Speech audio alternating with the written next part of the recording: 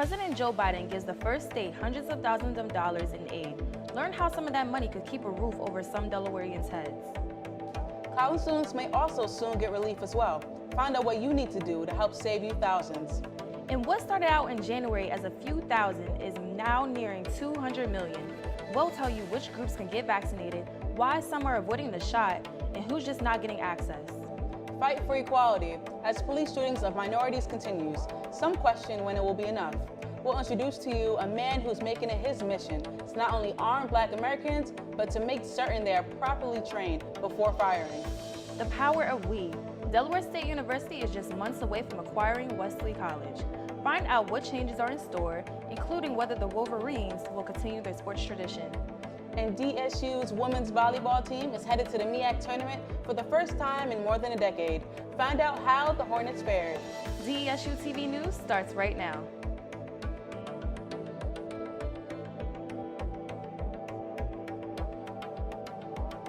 More than 4,000 Delaware families may soon be getting help keeping a roof over their heads. Good afternoon, I'm Taylor Boyd. And I'm Tiffany Langhorn, as DESU's Devon Duncan tells us why more will be eligible for help despite financial difficulties during COVID.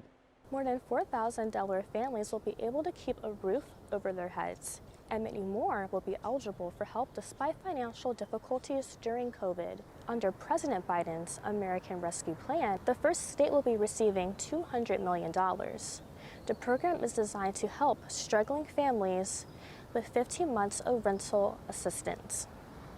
The program has already helped and distributed $15 million worth of rental assistance to landlords and property managers. To see if you're eligible, go to decovidhousing.com/am-I-eligible. All you have to do is answer pre-qualifying questions. For DESU-TV, I am Devon Duncan. Student loan deferment is something that has been available for years to provide relief for certain students who are going through financial hardships. But due to COVID, even more students may qualify. If you're in a short-term financial bond, you may qualify for student loan deferment or forbearance. With both of these options, you can temporarily suspend your student loan repayment due to financial hardship. The typical suspension time before a payment is due is 6 months. As millions of Americans try to get their hands on the COVID vaccine, medical experts say one group is particularly at a disadvantage. According to the Center for Disease Control, minorities proportionally lacking in the ability and trust to receive the shot. It adds, recent numbers show African Americans only make up 6% of those who receive the vaccine, Hispanics 9%, and whites at 63%. Some say mistrust comes from the history like the Tuskegee Project. Personally, I would not get the COVID-19 vaccine just because it's a very new vaccine and I don't really trust our healthcare system. Still, medical experts say the vaccine is the best shot in fighting the continued spread of COVID. And the racial disparities are not just happening with the vaccine. Police shootings are also continuing to rise. The Washington Post reports nearly 1,000 people have been killed by police, including the murder of George Floyd in 2020, and most recently, the shooting of the 20-year-old Dante Wright. Both shootings happened in Minneapolis, Minnesota. As a result, the U.S. Attorney General is now conducting a separate investigation of the entire Minneapolis Police Department. Racial tensions combined with the call for protecting your Second Amendment right are fueling the rise in Black gun ownership.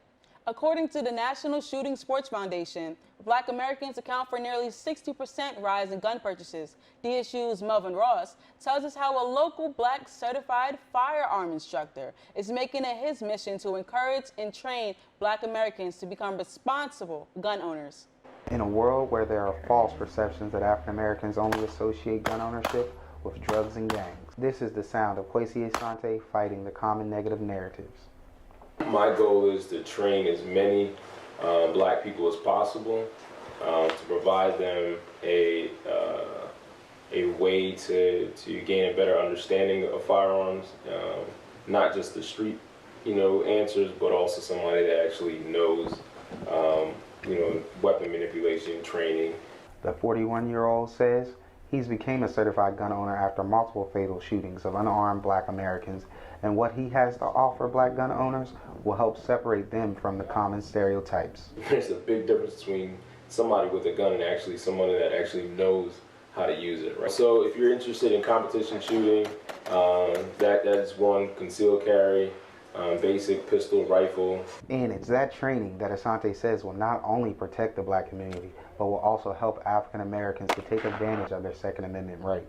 I've always said, like, gun ownership to us, anybody that conceal carries or carries is a bubble of protection for that area that they're in. So when you look at like that church that dude walked in and he killed those people, had we had a gun owner in that church, we wouldn't be able to stop that. But Asante cautions that responsible gun ownership stems from hands-on education. Melvin Ross for DESU News. The Black Lives Matter movement is once again receiving worldwide recognition and is now considered for one of the world's most coveted prizes. The 2021 Peace Prize Committee announced that Black Lives Matter is one of the 200 finalists due to Norwegian Member of Parliament Peter Eddy submitted the movement for its attention to systematic and racial inequalities. You may recall the movement was created back in 2013 as a response to the killing of Trayvon Martin and continues to receive recognition in the fight against police brutality and the killings of African Americans like Michael Brown, George Floyd, and Breonna Taylor. This nomination is one more step towards the fight for awareness and equality. I'm excited and I wish the best for Black Lives Matter. The Nobel Peace Prize winners are expected to be announced October 8th. Delaware State University and Wesley College are now in their final stages of officially becoming one institution. You may recall DSU announced it will be taking over the financially struggling Wesley College. As DESU's Brittany Inglis tells us, this acquisition is a win-win. Two institutions will become one as Delaware State University is completing its transition and acquiring Wesley College. DSU President Tony Allen says the takeover will leave the city of Dover and all students in a more diverse and educationally rich position. Allen adds, the former college will now be known as DSU's Wesley Campus for Health and Behavioral Science, an opportunity Dean Marche Horton says will create new options for students. We have the opportunity to bring on some programs that we previously did not offer. For example, a master's in occupational therapy. That's going to now be a part under the Public and Allied Health Sciences Department, and associates in psychology. In addition to new opportunities, former Wesley nursing major Devon Duncan, now Delaware State University student, says the acquisition will transform the quality of education for current and future students. There's a big difference between Wesley College professors and Delaware State professors. DSU professors are more hands-on. They want to help you. They really want to see you succeed. They take the time out of the day to have meetings and one-on-one sessions. I definitely think it's a good business move that DSU is purchasing Wesley College, just because it gives them the opportunity to promote low-cost, high-quality education and to generate more health science professionals. President Allen adds, Wesley students will not be left behind in this transition.